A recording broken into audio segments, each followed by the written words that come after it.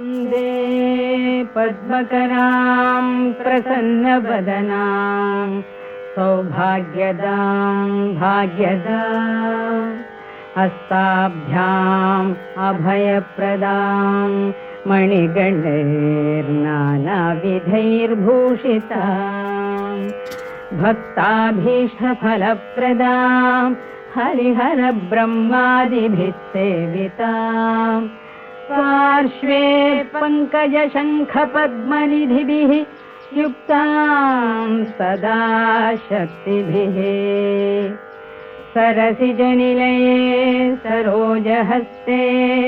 धवलतमांशुकगन्धमाल्यशोभे भगवति हरिवल्लभे मनोज्ञे त्रिभुवनभूतिकरि प्रसीद मह्यम्।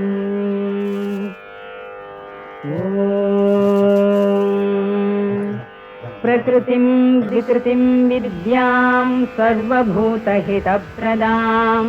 श्रद्धां विभूतिं सुरभिं